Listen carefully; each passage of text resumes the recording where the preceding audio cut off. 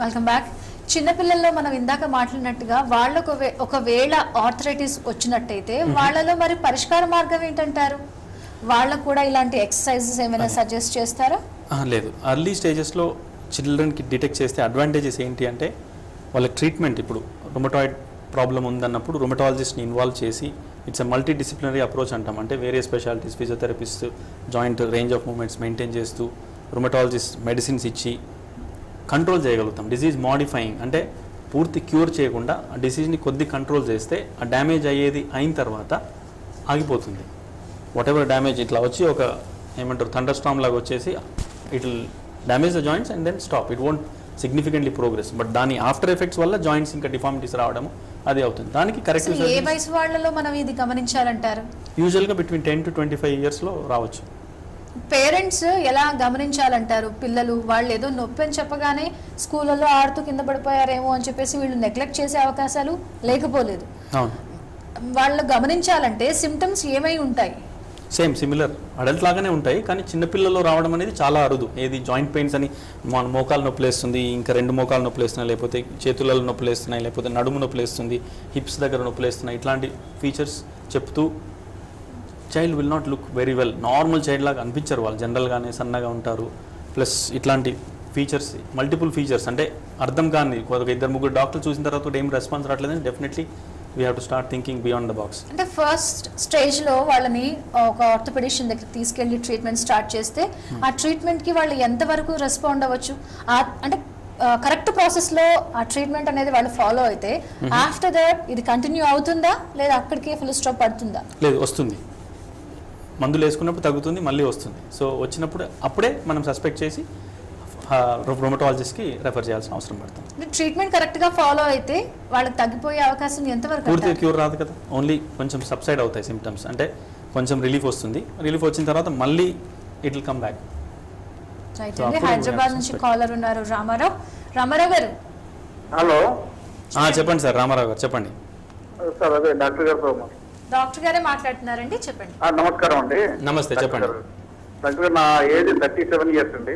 37, చెప్పండి. అవునండి, నాకు ఈ నీ పెయిన్స్ వస్తున్నాయండి బాగా. ఓకే. తర్వాత ఈ స్టెప్స్ ఎక్కేటప్పుడు కొద్దిగా ఇబ్బంది కనిపిస్తుంది. ఓకే. తర్వాత ఈ మొన్న 4 days సివియర్ గా బ్యాక్ పెయిన్ వచ్చిందండి. అది తెలియదు దేనికి అనేసి. ఓకే. అది నా కంప్లైంట్ అనేది. ఇట్లా అదే బ్యాక్ పెయిన్, నీ పెయిన్ అనేది చాలా కామన్ ఆ ఏజ్ గ్రూప్లో. మీరు ఏం చేస్తుంటారు జాబ్? నాది మామూలుగా అడ్మిన్ అండి. అడ్మిన్ అంటే డెస్క్ మీద కూర్చొని చాలా వరకు పని చేస్తుంటారు, అంతేనా? అవునండి, అవునండి. మధ్య మధ్యలో కొంచెం స్ట్రెచ్చింగ్ అట్లాంటివి చేసుకుంటే బాగుంటుంది. ఒకసారి కన్సల్ట్ చేసి ఆర్థోపెడిక్ సర్జన్ని ఎక్సర్సైజెస్ అవి చేసుకొని మీరు రెగ్యులర్ వాకింగ్ ఒక 30 minutes బ్రిస్క్ వాక్ చేసుకుంటే మీ నొప్పులు, నడుము, మోకాళ్ళు అన్నీ పోతాయి. మెట్లు ఎక్కడం దిగడం వీలైనంత వరకు తగ్గించుకోండి. ప్రొఫెషన్ ని బట్టి కూడా వస్తుందంటారా? Definitely. Desk job, we all, even ours, when we are operating, we are standing still and operating. At the same time, when we are seeing patients, we are sitting and seeing them or moving around a little bit, but not too much. So, desk job, lack of activity is the biggest problem.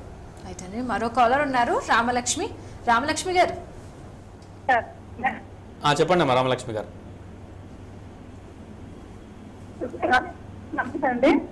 నమస్తే, చెప్పండి. మీ voice break అవుతుందమ్మా. Sir, మా పాపకి 21 సంవత్సరం sir. మీ పాపకి ఎంతమ్మా? 21 సంవత్సరం sir. 21 సంవత్సరం. ఓకే. 16 సంవత్సరాలకేమో ఇంటర్మీడియట్ ఫస్ట్ ఇయర్ లో ఫీవర్ వచ్చిందండి. ఆ ఫీవర్ కేమో కీళ్ళ నొప్పులు వచ్చాయి సార్. అవును. ఓకే. చూపించారా మరి ఎవరికైనా? అవును మేడం. ఆ కీళ్ళ నొప్పులు వచ్చాయి సార్. దానికేమో వైజాగ్లో మెడిసిన్ వాడామండి. ఓకే. మెడిసిన్ వాడితే దానికేమో సైడ్ ఎఫెక్ట్స్ అన్ని వచ్చాయి సార్. సైడ్ ఎఫెక్ట్స్ వస్తాయి. కొంచెం మెడిసిన్ స్ట్రాంగ్ ఉంటాయి కదా, సైడ్ ఎఫెక్ట్స్ వస్తాయి. సార్ ఇప్పుడు నడవలేని స్థితిలో ఉన్నారు సార్. ఓకే. సో దానికి పరిష్కార మార్గం సార్. అదే ఇప్పుడు రుమటాలజిస్ట్ మీకు మెడిసిన్స్ పెడితే అది ఒక రీజన్ ఉంది, దానికి సైడ్ ఎఫెక్ట్స్ ఉంటాయి. ఏ మెడిసిన్కైనా సింపుల్ పారాసిటమాల్ దగ్గర నుంచి అన్ని మెడిసిన్స్కి కూడా సైడ్ ఎఫెక్ట్స్ ఉంటాయి.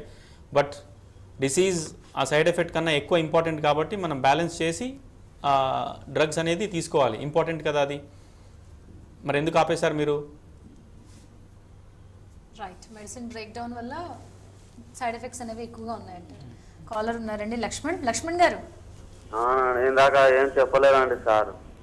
మీరు అడిగిన ప్రశ్న ఏంటండి? మోకాలు నొప్పులు అండి. మోకాలు నొప్పులకి ట్రీట్మెంట్ ఫస్ట్ ఎక్సర్సైజ్ మొదలు పెట్టండి. రెగ్యులర్గా ఒక అరగంట నడవండి.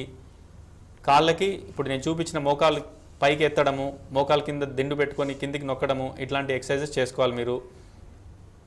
ఇంత యంగ్ వయసులో 21 ఇయర్స్, ఇందాక మాట్లాడిన కాలర్ కదా, 21 ఇయర్స్ ఉన్నప్పుడు జాయింట్ పెయిన్స్ రావడం అనేది చాలా అన్కామన్. 25-30 నుంచి మొదలవుతాయి జనరల్గా. 21 ఇయర్స్కే వస్తున్నాయంటే మీరు చేసే జాబ్లో, మేసన్ అనే జాబ్లో ఎక్కువ ఏమంటారు బెండ్ అయ్యి మీరు పనిచేస్తుంటారు కాబట్టి వస్తుంది అది. వీలైనంత వరకు మధ్య మధ్యలో స్ట్రెచ్ చేసుకోండి. కంటిన్యూస్గా ఒకటే పొజిషన్లో కూర్చొని చేస్తే లోడ్ బాగా పడుతుంది. రైట్, మోకాలు చిప్ప లోపల ఉండే ఆ గుజ్జు కూడా ఇన్ఫెక్షన్ వస్తుందని విన్నాం ఈ మధ్య కాలంలో. అవునండి. What it is called? Infection, septic arthritis అని అంటాం జాయింట్లో. దానికి ట్రీట్మెంట్ ఎలా ఉంటుందంటారు? సెప్టిక్ ఆర్థరైటిస్ అనేది తొందరగా ఎర్లీగా పికప్ చేస్తే, ఎందుకంటే ఇందాక మనం మాట్లాడుకున్నప్పుడు గౌట్ కూడా సెప్టిక్ ఆర్థరైటిస్ లాగానే అనిపిస్తుంది. సో చాలామంది ఆ సెప్టిక్ ఆర్థరైటిస్ అనేది ఎర్లీ స్టేజెస్లో పికప్ చేయలేరు. సో చేయలేనప్పుడు ఏమవుతుందంటే కార్టిలేజ్ కొద్దిగా డ్యామేజ్ అయిపోయినప్పుడు మిగతా జాయింట్ కూడా డ్యామేజ్ అవుతుంది. సో ఎర్లీగా ట్రీట్ చేస్తే దాన్ని ఆర్థ్రోస్కోపిక్ వాష్ అవుట్ అని చేస్తాం ఫస్ట్. అదంతా చేసే కన్నా ముందు జాయింట్ నీడిల్ పెట్టి ఆస్పిరేట్ చేసి ఫ్లూయిడ్ అనేది తీసి టెస్ట్కి పంపిస్తాం ల్యాబ్కి. పంపించేసి యాంటీబయాటిక్ స్టార్ట్ చేస్తాం. తగ్గకపోతే ఆర్థ్రోస్కోపిక్ వాష్ అవుట్ ఎర్లీగా చేయగలిగితే మనం రెస్పాన్స్ వస్తుంది. లేదు అంటే ఒక్కొక్కసారి 2-3 సార్లు వాష్ అవుట్ చేయాల్సిన అవసరం పడుతుంది. బేసికలీ బ్యాక్టీరియాని మనం నిర్మూలించాలి జాయింట్లోంచి. సో దానికి కట్ అనేది ఖచ్చితంగా అవసరం అంటారా? అంటే కీ హోల్ ప్రొసీజర్ చేస్తే బెటర్. ఓకే, ఈ మధ్య మనం మోకాల చిప్ప అరుగుదల కూడా ఎక్కువగా చూస్తున్నాం. ఈ కంప్లైంట్ ఎందువల్ల అంటారు?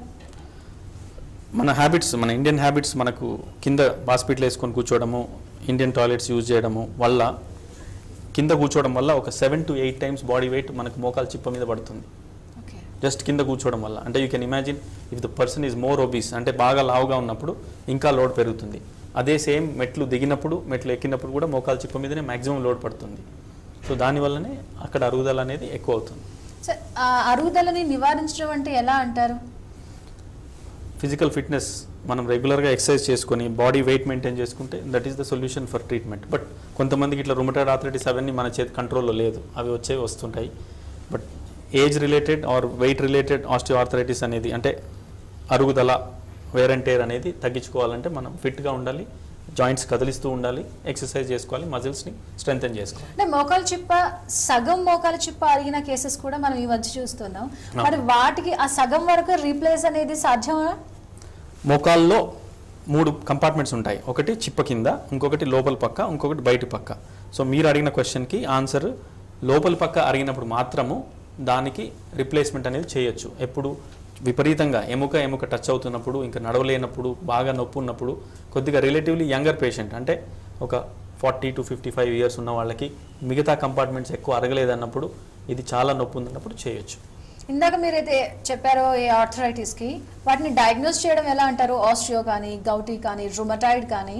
ఫస్ట్ సింపుల్ హిస్టరీ మనం పేషెంట్ డిస్కస్ చేసినప్పుడు సిమ్టమ్స్, నడిచినప్పుడు నొప్పి ఉంటుంది, విపరీతమైన నొప్పి రాత్రిపూట కూడా ఉండొచ్చు. దాని తర్వాత ఎగ్జామిన్ చేసినప్పుడు కొంతమందికి ఎర్లీగా డిఫార్మిటీస్ అనేది వస్తాయి, జాయింట్లో టకటకాన్ సౌండ్స్ వస్తాయి. అవన్నీ మేము పికప్ చేసుకొని తర్వాత ఎక్స్రేస్ చేపిస్తాం. ఎక్స్రేస్ చేయించినప్పుడు ఇంపార్టెంట్ ఏంటి, మోకాలు ఎస్పెషల్లీ ఆర్థరైటిస్ తెలుసుకోవాలంటే weight bearing or standing xrays అని అంటాం. అంటే నిల్చున్నప్పుడు జాయింట్ మధ్యలో గ్యాప్ ఎంత ఉంది అనేది చూస్తాం.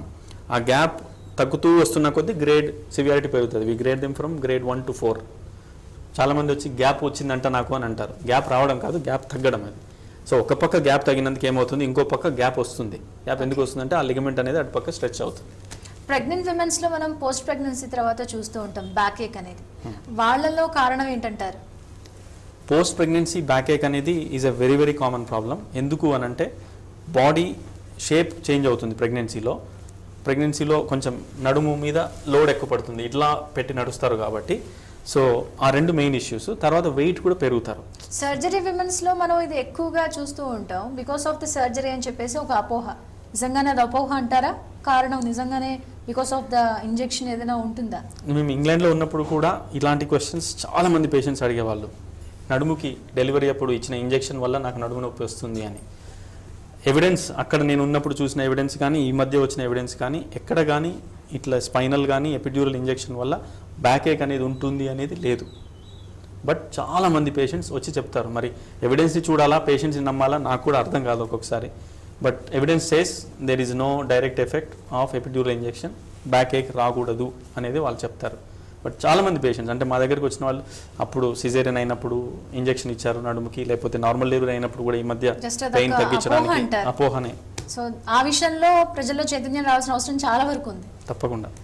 ఈ ఆర్థరైటిస్కి ట్రీట్మెంట్ ఏంటంటారు?